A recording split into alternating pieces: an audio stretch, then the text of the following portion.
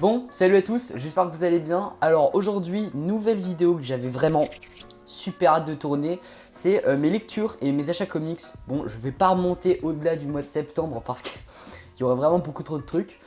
Bon, je suis super content de faire ce format. En fait, ça fait un moment que j'ai envie de le faire, même depuis le début de la chaîne. Mais je m'étais concentré sur des reviews, un peu de, voilà, on a pu voir 3 Jokers, Batman The World. C'est uniquement des comics que je présente dans la vidéo. Et là, ce qui est bien avec ce type de format, c'est que je peux présenter plein de comics, plein d'histoires en une seule vidéo. Et ça permet à plein de monde de découvrir plein d'histoires. Donc ça, c'est trop stylé. Bref, et c'est aussi un format qui fait des vues, mon pote. Alors, tous les gens en premier degré, là, ça me termine. Voilà, bon, comme je l'ai dit, il y a vraiment beaucoup de choses. J'ai une pile qui est vraiment assez balèze. Là, j'ai... ça fait beaucoup. Alors, on va commencer avec le premier comics que j'ai lu, qui est Green Arrow année 1. Comics écrit par Andy Deagle et dessiné par Jock. Et dans l'ensemble, c'est un bon comics, Green Arrow année 1. Ça permet surtout aux nouveaux lecteurs sur Green Arrow de découvrir son histoire et ses origines. Mais c'est un peu rapide. En fait, le comics fait seulement 160 pages. C'est pas énorme. Hein. Il n'y a pas tant que ça de texte non plus, donc ça se lit vraiment deux fois grand max. Le petit point négatif que j'ai tendance à reprocher, c'est justement, vu que c'est court, ça va trop vite. C'est-à-dire qu'on nous présente le personnage de Oliver Queen, donc qui est Green Arrow, voilà, qui est juste ici. Et en fait, le problème, c'est que au début, en fait, le but de Green Arrow, le but de Oliver Queen, c'est au début qu'on le déteste. C'est-à-dire que c'est un gosse de riche qui fait n'importe quoi avec sa thune, et en fait c'est ça qui plaît, en fait, je pense, au niveau du personnage. On n'a même pas le temps de le détester, c'est hyper bizarre à dire, mais on n'a pas le temps de détester le personnage. Et c'est à dire qu'en fait le principe, c'est qu'il se retrouve sur un bateau avec un de ses amis, enfin amis, voilà, qui le trahit. L'ami, en fait, il n'a pas le courage de le tuer. Et ce qui fait en fait que donc il le balance à l'eau, et en fait son corps dérive jusqu'à une île. Et c'est là que le début, en fait, de l'histoire commence. C'est comment il va faire pour survivre. Je vous spoil pas plus parce que c'est pas le but. C'est aussi de vous donner envie de lire. Faites attention aussi au style de Jock, le dessin. C'est un style qui est très particulier. Au niveau des expressions, du visage, tout ça, c'est bien fait. Mais il fait des très beaux paysages, ce type de truc. Mais quand il s'agit des personnages, c'est un peu compliqué. J'ai un peu plus de mal. Moi, je le connaissais avec Batman, donc je savais à quoi m'attendre. Mais quand on connaît pas, peut-être un peu compliqué. Green Arrow année 1, c'est quand même un bon comics. Moi, je peux vous le conseiller, surtout si vous voulez débuter le personnage, hein, et surtout que c'est un récit complet, c'est-à-dire que vous n'avez pas à acheter 15 000 numéros après. Par contre, si vous aimez vraiment le personnage et que voilà, je sais pas, vous avez vraiment envie de vous lire plusieurs tomes, bah là, je peux vous conseiller soit les 2 intégrales de chez Urban, donc qui datent de 2011, je crois. Et ensuite, il y a la série qui est plus récente, qui s'appelle Green Arrow Rebirth, et qui, je crois, se complète en 8 tomes. Je sais plus, j'ai peur de dire des conneries, je vous mettrai la correction à l'écran. Ensuite, on passe à Batman Créature de la Nuit. Alors, c'est un comics qui, pour moi, a besoin de plusieurs lectures avant de réellement se faire une opinion. Moi, je l'ai lu qu'une seule fois, donc du coup, je vais essayer d'être assez objectif, parce que quand je l'ai lu et quand je l'ai fini, j'ai eu énormément de mal.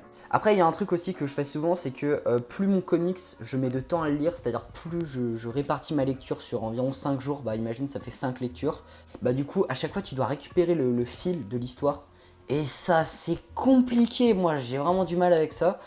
Et je crois que c'est ce que j'avais fait pour celui-là, donc ouais. Bon, alors pour l'histoire de Batman Créature de la Nuit, en fait, ça part d'un concept que je trouve trop stylé. C'est un monde où Batman est issu de comics, exactement comme chez nous. Et en fait, on suit le personnage de Bruce Wainwright, qui ressemble étrangement au nom de Bruce Wayne, et qui est très fan de Batman. Voilà, parce qu'il porte le même prénom, bref, il y a un vrai délire autour de ça. Et en fait, un jour, ses parents vont se faire assassiner comme Batman, en fait, comme Bruce Wayne. Et il va commencer à voir, en fait, une créature qui ressemble à Batman. Cette histoire part de là, et on va le suivre tout au long de sa vie. C'est-à-dire que c'est pas juste on le suit pendant son enfance, son adolescence. Non, là, c'est-à-dire on va le voir grandir, le personnage. Et c'est vraiment très bien. Bon, moi, je l'ai lu début septembre. Donc ça fait déjà un moment. Là, on est déjà mi-octobre. Donc ouais, je pense qu'il faudra que je me le refasse pour me faire une réelle opinion. De ce que je me souviens, c'est bien fait, mais c'est dur à comprendre. Bref, en tout cas, moi, c'est ce que j'ai trouvé. Alors, ensuite, on passe à Superman, Identité secrète. Alors, qui est fait par, d'ailleurs je ne l'ai même pas précisé avant, mais l'auteur de Batman Créature de la Nuit s'appelle Kurt Busiek. Je sais pas si c'est ça. Et dessiné par John Paul Leon, donc ça c'était pour Batman Créature de la Nuit. Et pour Superman, on a le même auteur, donc Kurt Busiek. J'espère que je prononce bien. Et cette fois-ci dessiné par Stuart Immonen. Bon, je connais pas du tout par contre, bref. On part du même postulat que Batman Créature de la Nuit, c'est le même auteur, on part du même concept, c'est-à-dire que Superman est issu aussi de comics. Dans ce monde-là, c'est comme chez nous. Et on suit le personnage de Clark Kent. Voilà, exactement le même nom que Superman. Voilà. En fait, il va se faire harceler à l'école, voilà, il apprécie pas sa vie, hein, parce qu'on le compare toujours à Superman, on se moque de lui, bref. Et en fait, un jour, il va se découvrir les mêmes pouvoirs que Superman. Il va donc devenir clairement Superman. Bref, c'est ça le postulat de l'histoire. A l'inverse de Batman Créature de la Nuit, cette histoire est incroyable de bout en bout. J'ai beau pas être forcément le plus fan de Superman, c'est à travers ces histoires-là que je me dis qu'en fait, ce personnage est clairement sous-coté. C'est-à-dire qu'on a vachement tendance à aimer les personnages qui sont torturés, qui sont sombres, qui ont une grosse psychologie. Mais en fait, Superman, faut pas oublier que c'est pas, faut enlever un peu les clichés que beaucoup de gens peuvent porter sur le Superman de l'époque. Et ce genre d'histoire démontre exactement ce type de cliché et je trouve ça génial. Bref. Moi, je vous laisse découvrir ça parce que c'est une tuerie, j'ai vraiment adoré, incroyable. Alors ensuite, on passe à un autre comics, tout fin, voilà, on va passer brièvement dessus, c'est Batman le Duel.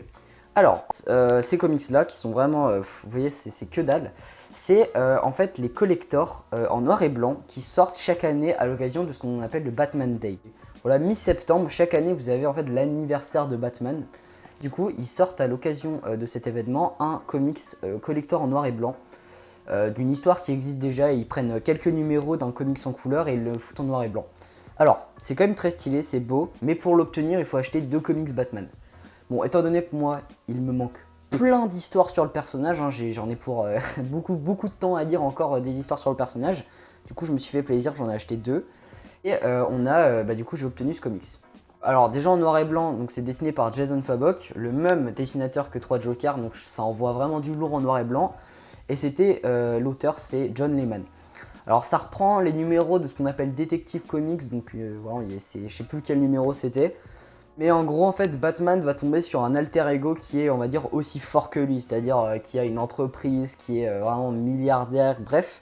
L'histoire est bien, ça met en confrontation 2 personnages qui pour une fois ont le même niveau. Batman combat plein d'ennemis différents, que ce soit des stratèges, des monstres de muscles, etc.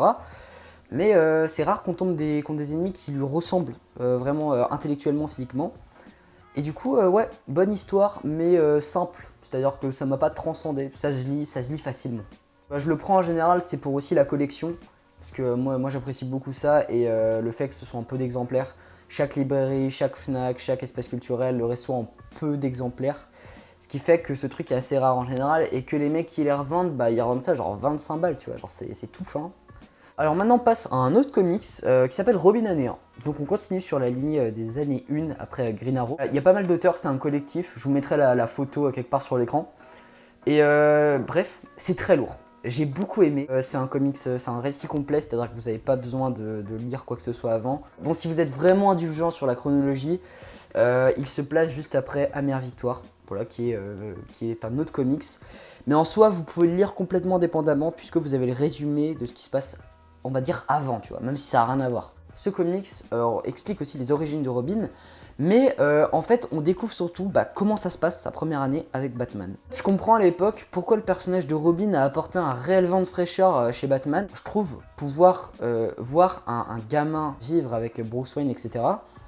Et tu peux t'identifier à lui, hein. Et ça c'est génial. J'ai pas souvent forcément ce truc là, parce qu'en général quand c'est Batman, c'est dur de s'identifier à lui, il faut aussi dire ce qui est. Tu peux t'identifier à ses valeurs, à, je sais pas, un peu comme un idéal, tu vois, attends, je sais pas comment expliquer. Mais tu peux pas tout le temps t'identifier au personnage, c'est impossible. Alors que Robin, c'est plus facile de s'identifier à lui, tu vois, c'est normal. Et l'histoire est bonne, c'est une bonne histoire, c'est pas transcendant pareil, mais c'est drôle. Il y a beaucoup de moments drôles avec Alfred, Batman, Robin, c'est très marrant. Et même l'histoire est bien, genre j'ai beaucoup aimé la relation entre Bruce et Robin. Je l'ai lu qu'une seule fois, mais moi en tout cas ça m'a bien plu. Et en tout cas, ça peut faire changer d'opinion sur Robin, parce que moi je suis pas forcément fan du personnage. J'aime beaucoup les histoires où Batman est tout seul, et il mène des enquêtes, il combat le crime classique. Mais je vous avoue que cette histoire m'a fait changer d'opinion sur Robin. Bon, alors le Robin par contre c'est Grayson, hein, c'est pas un autre Robin, hein, c'est le tout premier. Voilà, il y en a plein, hein, pour ceux qui savent pas forcément. Alors si vous vous rappelez bien, pour le Batman, ça s'appelle le Duel, que j'ai présenté juste avant en noir et blanc, et bah il faut acheter 2 tomes Batman. Voilà, c'est le principe de l'opération du Batman Day. Et du coup, alors j'avais acheté Batman The World, que j'ai déjà présenté en vidéo, donc n'hésitez pas à aller voir si vous avez envie de découvrir l'histoire. Et ensuite, j'ai acheté Batman Silence, Batman Hush, plus connu, hein, c'est en anglais. Je l'avais lu à l'époque, dans un autre format, c'était en 2 tomes, donc c'est dans les éditions Eglemos, voilà, c'est comme ça que ça s'appelle. Alors, c'est un excellent comics pour commencer Batman.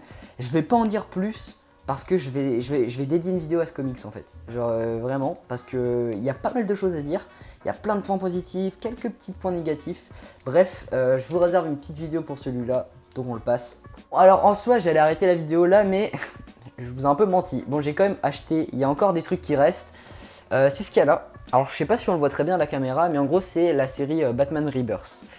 J'ai acheté le lot en occasion, j'ai acheté du tome 2 à 6 en occasion, donc pour vraiment pas cher, et ça fait trop plaisir. Mais je vais vous en parler prochainement de la série Batman Rebirth, donc du coup, bah je peux pas expliquer l'histoire, j'en ai lu quelques-uns, j'ai pas tout fini, mais je prévois de faire une série de vidéos sur Batman Rebirth qui est une des continuités sur le personnage. J'espère que la vidéo vous aura plu. Je sais que j'ai été assez bref sur la présentation des comics, mon avis, tout ça. Pour être honnête, j'ai pas fait de script, j'ai pas écrit la vidéo. Les dernières que j'ai faites sont écrites, tout est scripté parce que bah faut bien présenter l'histoire, faut donner l'avis, faut que ce soit précis, hein. Vu que je commence YouTube et que c'est très dur de commencer, faut être bon dès le début. Et c'est ce que j'essaye de faire en fait, le but c'est de faire des vidéos avec une meilleure qualité possible. Bon, j'espère quand même que ça vous aura plu, que j'ai donné les détails qu'il fallait pour que vous puissiez potentiellement aller lire ces histoires. J'ai déjà dit en début de vidéo, mais n'hésitez pas à me soutenir, que ce soit en vous abonnant à la chaîne et à liker. Voilà, pour le référencement, c'est parfait. On se retrouve très prochainement pour une nouvelle vidéo. À la prochaine, ciao!